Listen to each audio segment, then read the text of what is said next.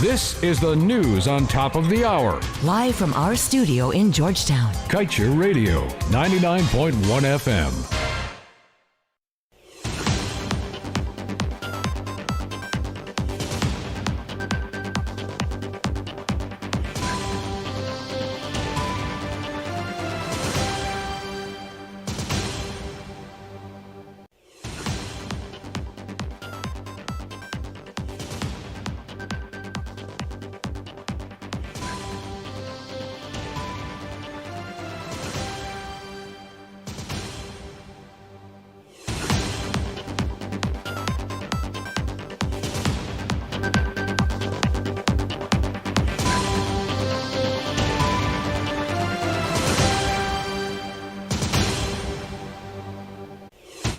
Hello, welcome to your news at noon on Kaieteur Radio. I am Kevin Smith. Before we get to the top stories we're tracking, let me just extend a happy International Women's Day to all Guyanese women from the Kaieteur Radio family. With that being said, let's tell you ExxonMobil slashes global spending and production to cash in on Stabroek Block. Guyana projected to supply a quarter of its total oil and gas production worldwide. Greenwich on Venezuela says the era of gunboat diplomacy is over, and ExxonMobil already tendering for Yellowtail development months before seeking government's approval. ExxonMobil looks to private partners for additional shore bases as opposition presses for state ownership, and Sol Guyana denies massive abuse of tax exemption letters for fuel, says third party being hired to prove GRA wrong. Stay tuned to stay informed.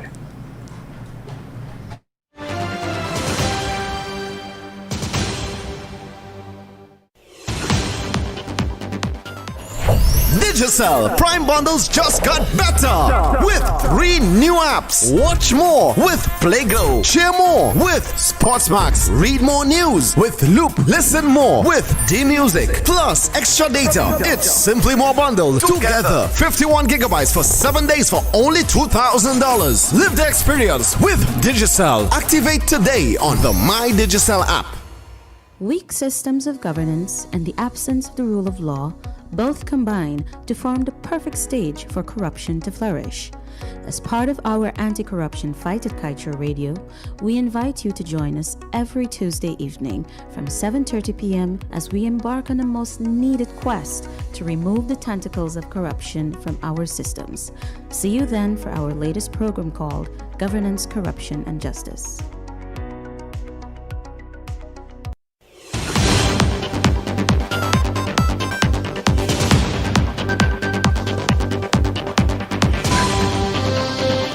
And now for the news in detail. ExxonMobil has slashed its global oil and gas production from its operations globally to 3.7 million barrels per day. This would lead to Guyana accounting for a quarter of ExxonMobil's total daily global production, which is being ramped up in the Stabroek Block, projected at 750,000 barrels per day in 5 years' time. CEO Darren Woods announced too that ExxonMobil has taken a decision to further slash its capital expenditure globally, a stark contrast to its increased expenditure in the Guyana Stabroek Block. Meanwhile, gunboat diplomacy is a term which speaks to the practice of implying or threatening warfare to fulfill foreign policy goals. Government advisor on borders Carl Greenwich has no tolerance for Venezuela's brand of diplomacy, as it shamelessly indirectly expresses its desire for Guyana's Essequibo region. The era of gunboat diplomacy and forcible acquisition of foreign territory in particular is past, the former Foreign Affairs Minister said. Ever since Guyana discovered oil offshore, the country has ramped up its claims of ownership over the Essequibo region, which it calls Guyana Essequibo. In other news, ExxonMobil's local subsidiary, Esso, is forging ahead with plans for its fourth development in the Stabroek Block, the Yellowtail. This is despite it not planning to submit the field development plan to the government for review until the end of the year. The company also has already started putting out tenders. Still on ExxonMobil Guyana, it is currently looking for more shore bases here in order to meet its growing demands. Esso said the scope for its request for information is to identify contractors who can provide a fully functional, fit-for-purpose shore base located in Guyana to support the needs of future Guyana projects starting in 2023. This is in addition to personnel, plans, and procedures required to support and operate the shore base. Included in ExxonMobil's demand for another shore base operator are stipulated berthing requirements up to 100 meters load out berth with a minimum draft of 6 meters and must be able to support 80 tons per square inch. And moving on. Even though a GRA investigation has found that Sol Guyana Inc. is abusing its tax exemption letters for years, the company has come forward to deny such a finding, while adding that it is, and I quote, false, highly misleading, and damaging. Sol said that it has robust procedures in place to ensure it remains in compliance with the use of its exemption letters. Further to this, Sol said it has commissioned an independent third party to conduct a verification and reconciliation of its duty position, which will confirm Sol is currently compliant with duty-exempt importation regulations. It is now 12:06. Coming up after the break, top investors blast Exxon's emissions goals as inadequate. AG initiates legal action against former lands director for illegally acquired properties, and Wood Mackenzie says world's climate goals could make carbon removal a $1 trillion industry, and Guyana gets another donation of 80,000 vaccines from India. Do stay tuned.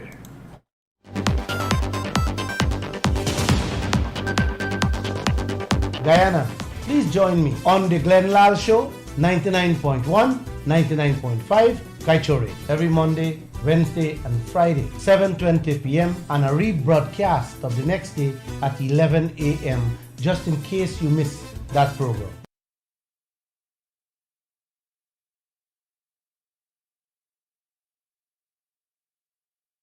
Public Advisory. GPL is coming to you. The Guyana Power and Light Inc. wishes to advise our valued customers within the Providence community and neighboring environs that GPL will be hosting a community outreach on Saturday, March 13th, 2021 at Massey Stores, Providence, East Bank, Demerara from 9 hours to 1400 hours. Residents are encouraged to come with your questions or queries regarding GPL bill or any other GPL related matters, as GPL's competent staff will be on site to assist customers at the point of their need. Hashtag GPL is on the move. For more information, call GPL's call center on 226-2600 or contact GPL's Public Relations Unit on 225-1471.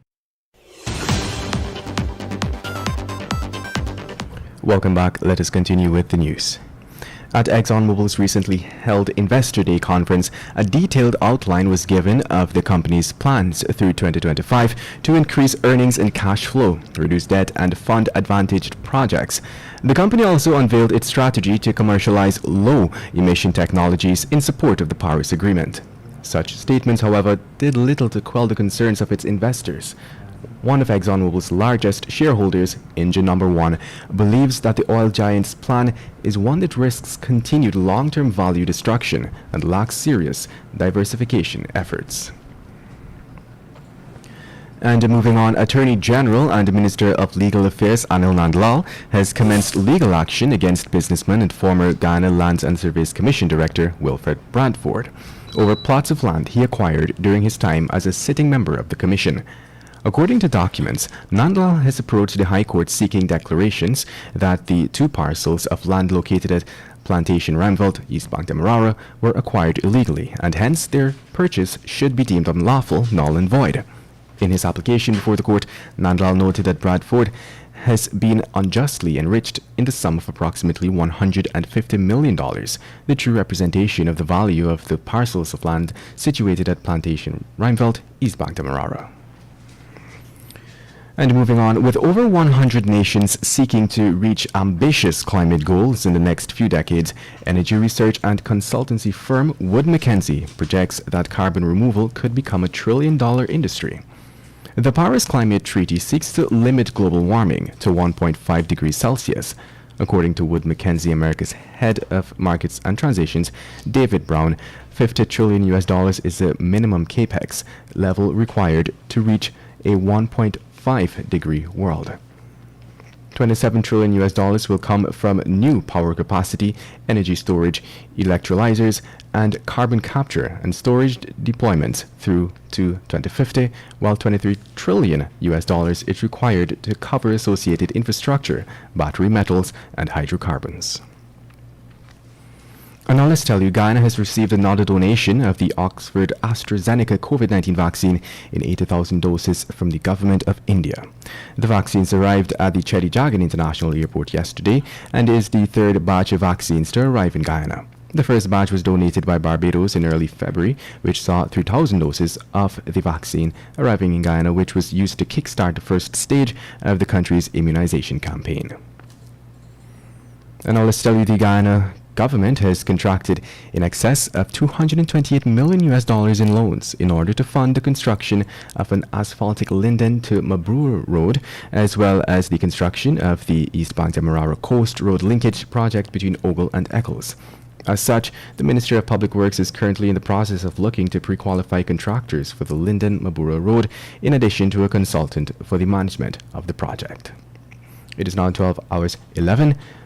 After the break, we will return with your COVID-19 update.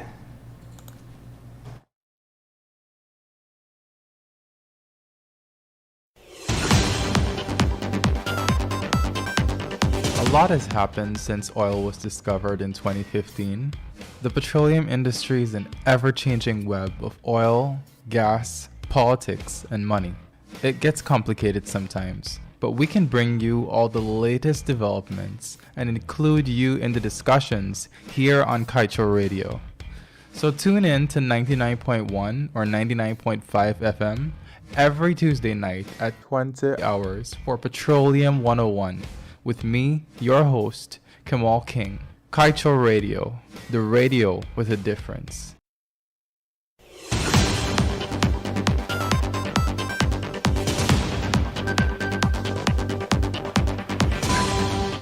And now for your COVID-19 update. According to Worldometer, the number of worldwide coronavirus cases has reached 117.5 million, with deaths at 2.6 million and recovery cases at 93 million.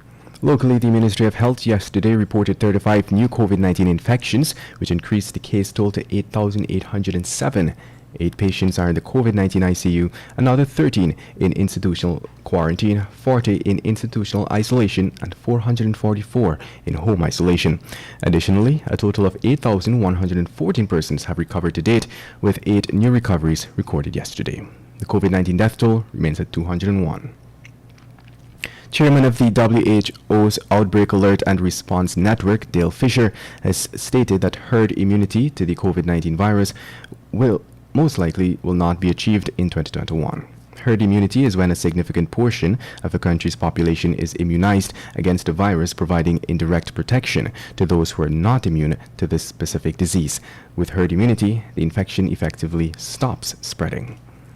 And coming from CNN, with every COVID-19 vaccination, the U.S. inches closer to defeating the pandemic that has killed over 500,000 Americans and left countless more with long-term complications. Highly contagious variants will soon have a ridiculously easy chance to spread rapidly across the U.S. Spring break starts for hundreds of universities this month, and typical spring break revelries could lead to countless more Americans getting infected as coronavirus variants threaten to outpace vaccinations. And that brings us to the end of today's News at Noon. I am Kevin Smith. Thank you for listening. Want value for your advertising dollar? Then place your ads on Kaieteur Radio.